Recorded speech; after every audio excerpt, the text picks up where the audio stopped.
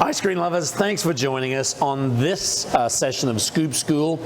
Always a pleasure to have you along. Do want to thank our episode sponsor, one of the smartest men in the ice cream industry, Dan Blessing, and the whole crew there at ABW Innovations. They make the automatic cone roller, the Cone Genie. You've seen the video before, more than likely. We'll link it down below as well as the link to have a look at that. Very convenient. We just ran some cones through it in the class we had last week.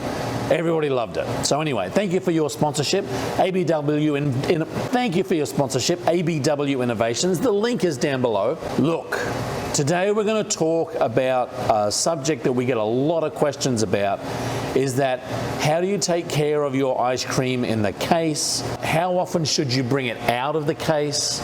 And well, there's a few principles to talk about before we jump into the nuts and bolts of it, so to speak. I am aware that there are some ice cream makers, particularly gelato makers, that actually pull their pans out of the case every single night. They take it out, they put it in the storage freezer, they shut down their display case, and then in the morning and they turn it back on, they bring that back out. I'm not saying that's the wrong way to do it, because it works very well for them. And traditionally, because gelato is in such a smaller pan, it doesn't affect the product and it keeps it relatively fresh. The thing is with 3-gallon buckets is that we have, for example, a Masterbuilt 8-bucket case. And if I'm taking ice cream out of this case every single day, right now this case is sitting at about 0 degrees. If I'm pulling it out, putting it in a -20 storage, letting this defrost overnight, kicking it back on, bringing it from -20 back up to 0, then to -20, then back up to 0, what ends up happening is that temperature fluctuation every single day degrades the product. The idea is you want to keep this product as fresh as you possibly can, which means keeping the temperature very consistent. I would not utilize your auto defrost cycle. If your ice cream case has an auto defrost, this has an auto defrost cycle, we do not use it. We just have it go, basically maintain that one temperature. Now, you can set it to a temperature. The compressor's not running all the time. It basically just kicks on and kicks off when you've got a 1 or 2 degree differential from the temperature that your case is set at. However, with a auto defrost, you can kind of set, say 2 o'clock in the morning, it'll basically let it jump up 1, 2, 3 degrees, sit for a minute or so, 2 minutes, and then bring it back down. And every time you again, you get that temperature fluctuation, your product degrades. The ice crystals basically latch onto each other as it warms. You get more chewy ice cream more quickly. So what we're going to do today is show you how we do it. I'm interested in your thoughts how you do it. I found that this is a much more consistent way of keeping good quality ice cream in the case longer term. So what we're going to do is, again, once a week we do this. So right now my thermostat is set, right now it's sitting on -2, only because I've opened the case, closed the case, but my internal temperature gauge says it's sitting at about +3 degrees. So first thing you've got to do is look at the product, make sure that it's obviously salvageable. There is one container here, this fresh strawberry and banana sorbet. We've got a bit of degradation here on this side. I'm actually not going to keep that. We try and rotate our sorbets as fresh as we can be. If this goes back into the freezer out again, it's just going to get a little bit more degraded. Again, you've got products that are stabilized a little bit differently. We only use sugar, a little bit of stabilizer, and the fruit here.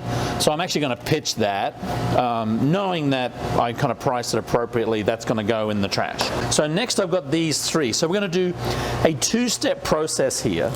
First of which is we're going to place wax paper on top of the product.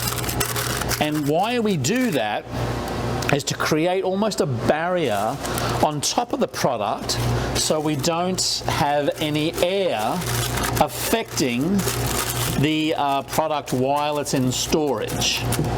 You don't want to push it right into the product. Again, these are just wax paper sheets that we get from Sam's Club. If you find that the kids are scooping volcanoes, you might want to use 2 of these guys and just make sure all that product is covered. I say 2-step because the second layer is to actually put a lid on it. And you might say, well, Steve, why are we doing this when you've already got paper on it? Again, it's just an extra layer of protection, because even in the freezer, this space on top here is still going to be subject to the temperature fluctuations if there is any in your storage freezer. So this almost creates a second barrier or a second level to protect your product. Again, what I generally do is write on the side of the paper here what flavor it is. You may have stickers that go on here, but we'll take these guys out, put them on a cart, and take them into the freezer. So once that's out, we can now shut this unit off, and there are a couple of things that you'll need to know. First of which is, don't just switch it off here at the control, because sometimes you might hit a button that you might think you've turned it off and you haven't. You really need to unplug this whole thing. That's what I find is best.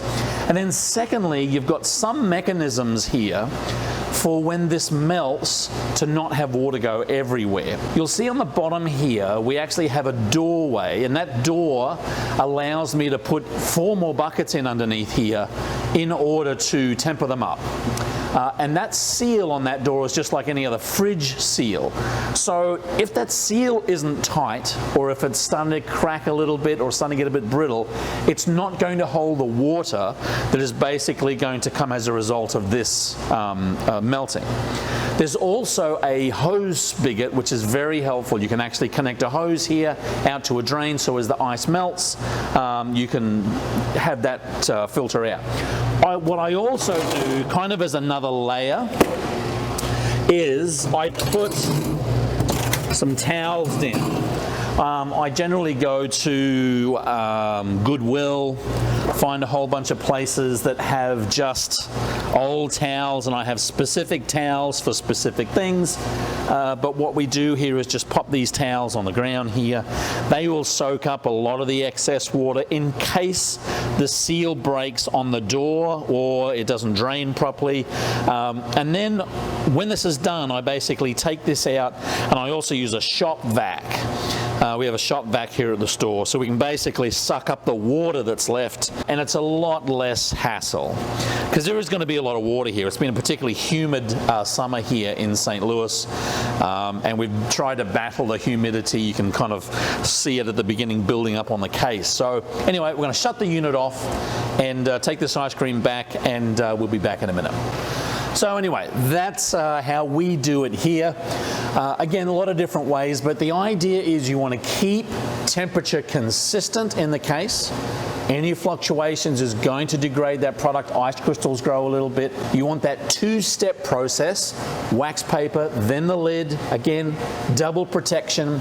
And I think you'll find that that works relatively well. It's one of the biggest challenges that we have. We are the only country in the world that sells ice cream, frozen desserts in a 3-gallon bucket. Hey, it's great to have that volume, but you've got to look after the product. Again, share with us if you do that. If you don't, always interested in the comments, as are we interested in your comments, questions, conundrums about the ice cream business. It can be about product, it can be about business, it can be about marketing. I'm a 3-week-old grandparent. You can ask grandparent questions if you like. You can even ask something about cone rollers. Thank you very much to our episode sponsor, ABW Innovations. Again, the link is down below. And look, that's all we have for this video. Keep on scooping, and we'll see you in the next one.